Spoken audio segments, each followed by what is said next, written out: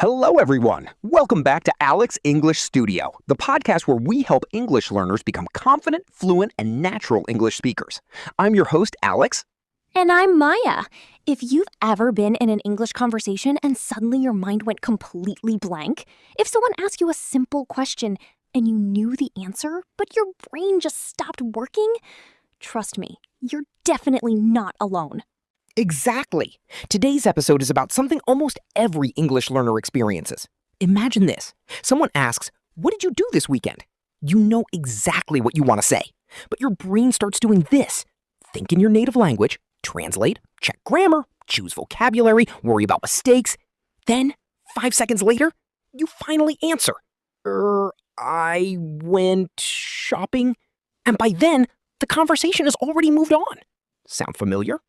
Oh, yes. That happens to me all the time. Sometimes I even know every single word, but somehow I just can't say it quickly. That's because speaking English isn't only about knowing English. It's about thinking quickly. Today, we're going to teach you exactly how to make your brain respond faster in English.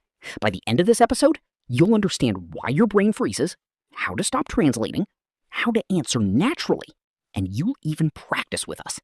So don't just listen today. Speak with us. Pause the video, repeat the exercises.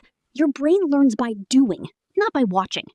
And before we begin, if you're serious about becoming fluent in English, please like this episode, subscribe to Alex English Studio, and turn on notifications because every week we help thousands of learners improve their English one conversation at a time. Now, let's begin. Maya, can I ask you something? Sure. Have you ever answered perfectly when practicing alone, but completely forgotten English when talking to a real person? All the time. When I'm alone, I can speak. When someone actually starts talking to me, my mind becomes empty. That's one of the biggest mysteries for learners. But actually, it's completely normal. Let's understand why. Reason 1. Your brain is doing too many jobs. Imagine your brain is like a computer. If you open 20 apps at the same time, what happens? Everything becomes slow. Exactly.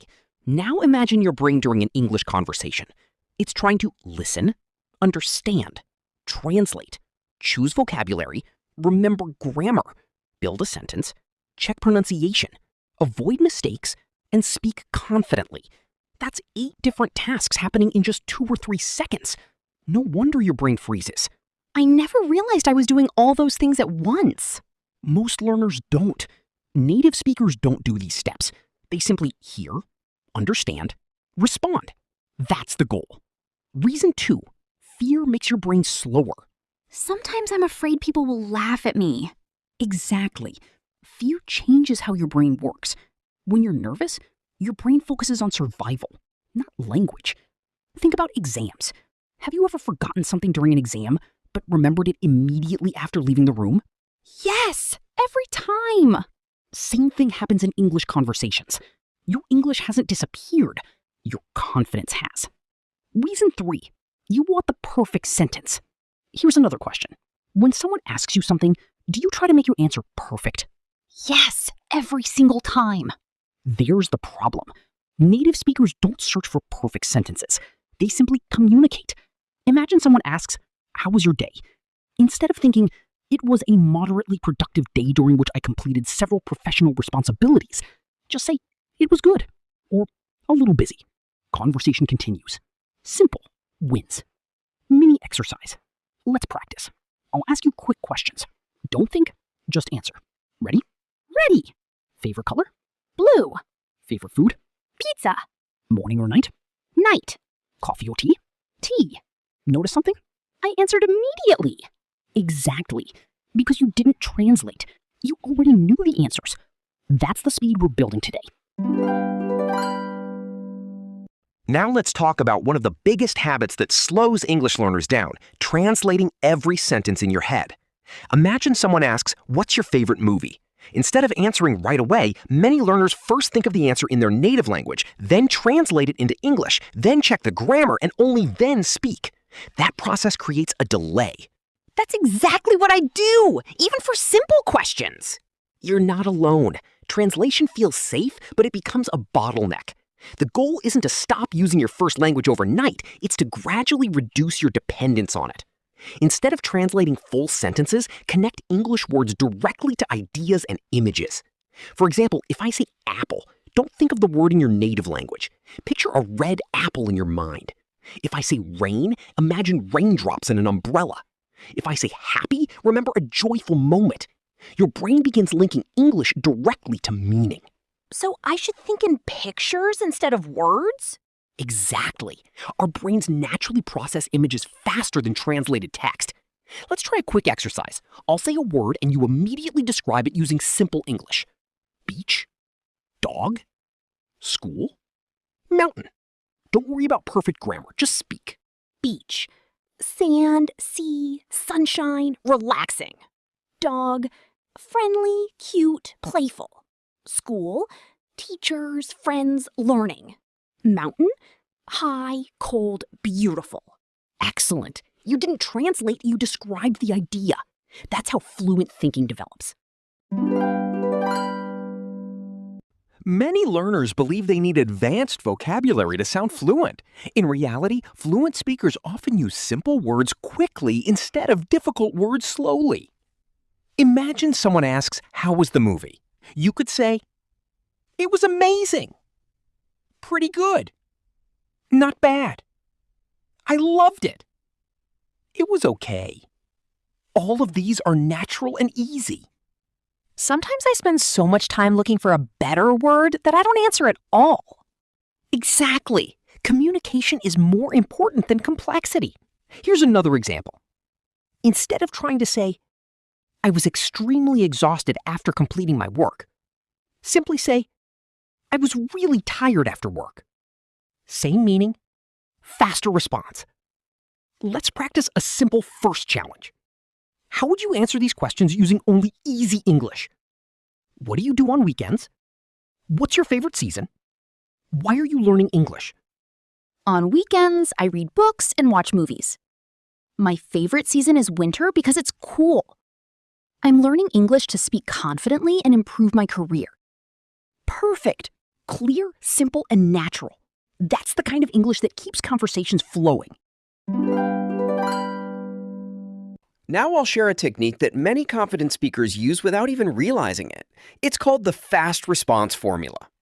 Listen, react, expand.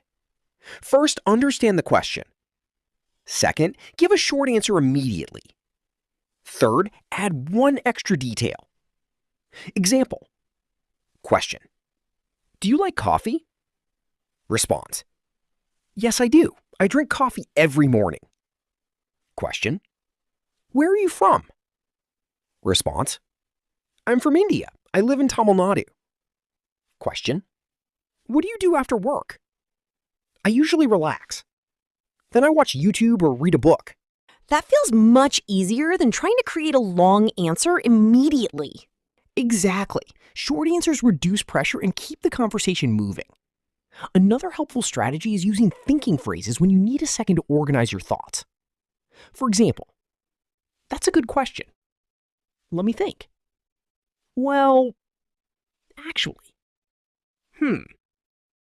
These phrases sound natural and give your brain a moment to prepare. Let's put everything together in a natural conversation. Hi, Maya. How was your weekend? It was great. I visited my cousin and watched a movie. Nice. What movie did you watch? An action movie. It was exciting. What's your favorite type of movie? I like comedy because it makes me laugh. That's interesting. Do you watch movies in English? Yes, I do. Sometimes I use subtitles, but I'm trying to watch without them. Excellent. That's a great way to improve listening skills. Now let's increase the speed. Favorite food? Pizza. Tea or coffee? Tea. Morning or evening? Evening. Travel or stay home? Travel. Notice how quick answers become easier with practice. Speed grows through repetition. Improvement doesn't happen in one day. It comes from consistent practice. Here are 5 daily exercises. Exercise 1, 1-minute English thinking. Describe everything around you in English. Exercise 2, answer random questions aloud as quickly as possible. Exercise 3, shadow native speakers by repeating what they say immediately after hearing it. Exercise 4, speak to yourself while doing everyday tasks like cooking or walking. Exercise 5, record a 2-minute voice diary every day and listen to your progress. Those exercises don't take much time. Exactly. Even 15 to 20 minutes of focused daily practice can make a huge difference over several months.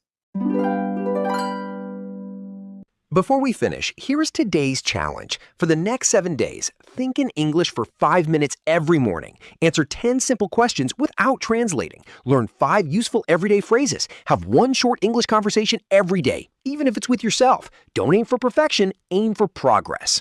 Remember, every fluent English speaker once struggled too. The difference is that they kept practicing instead of waiting to feel ready. Exactly. Fluency isn't about speaking without mistakes, it's about communicating with confidence. Thank you so much for spending this time with us on Alex English Studio. If today's episode helped you, please like, subscribe, and share it with someone who's learning English. Tell us in the comments, what question is hardest for you to answer quickly in English? We love to include your ideas in a future episode. Until next time, keep listening, keep speaking, keep thinking in English, and remember, every conversation is another step toward fluency. See you in the next episode. Happy learning!